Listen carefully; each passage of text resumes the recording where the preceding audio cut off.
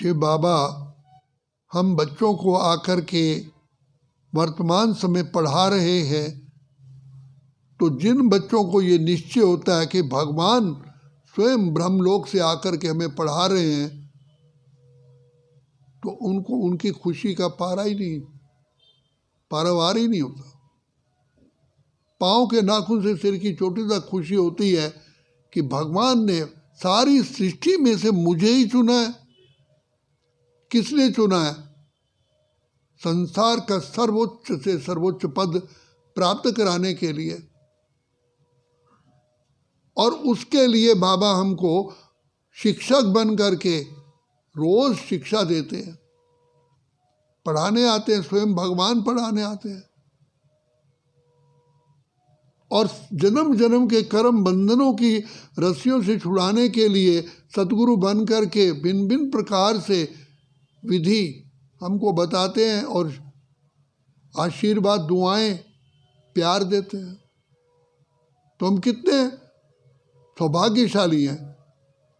तो बाबा कहते हैं, बच्चे तुम्हारे तो पैर से लेके सिर की चोटी तक इतनी खुशी होनी चाहिए बारे में।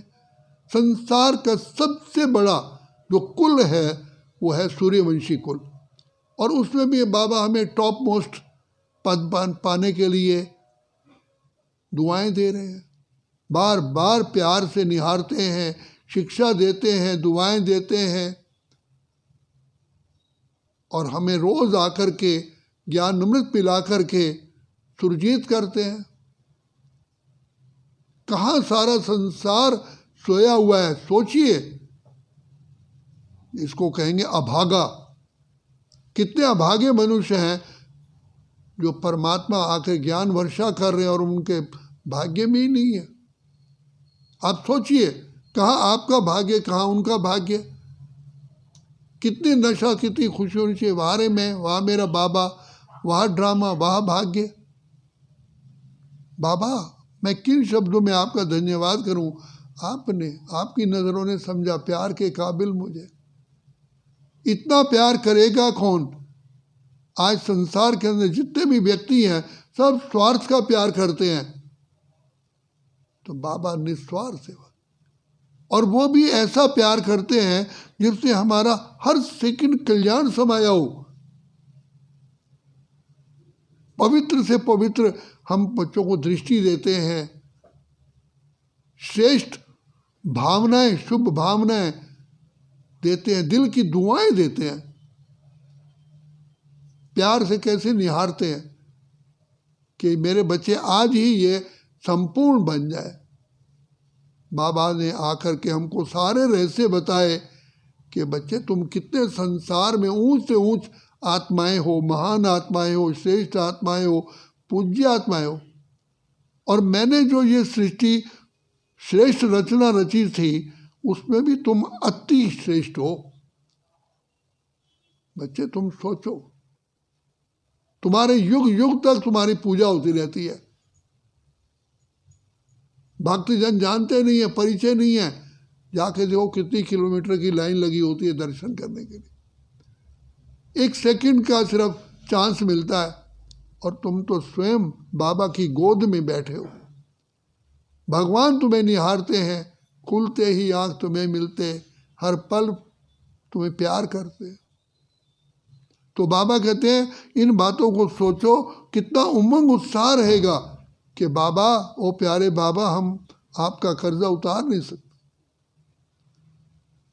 आप आए हो हमको, रोम रोम को हमारे पावन बना करके दुखों से छुड़ाने के लिए। सुई चुभने जितना भी दर्द नहीं होगा आपको 4,500 पौने 5,000 वर्ष तक। इतनी सोचिए, अंत तक हमारा चेहरा खिला रहता है।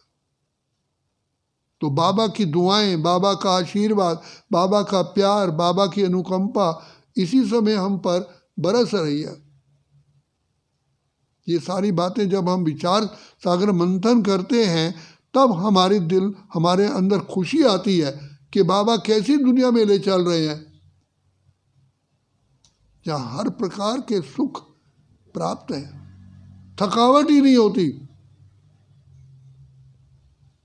ऐसी दुनिया जहाँ तन भी अति सुंदर है, देख देख मन पुलकित होवत, ऐसे भक्तजन दर्शन के लिए आते। आज हमारे हर कर्म का दर्शन आप देखोगे मथुरा वृंदावन में हो रहा है। उठने का भी, क्रीड़ा करने का भी, भोग लगाने का भी, लास्ट विश्राम करने का भी। तो बाबा कहते तुम बच्चे कितने लकी सो भी लकी हो, सचमुच भगवान तुम्हारी सेवा में हाजिर है। बिना किसी नागा के देखो भगवान एक्यूरेट टाइम पर आकर के बाबा हमें मुरली सुनाते हैं। और कैसी स्थिति में हमको चुना,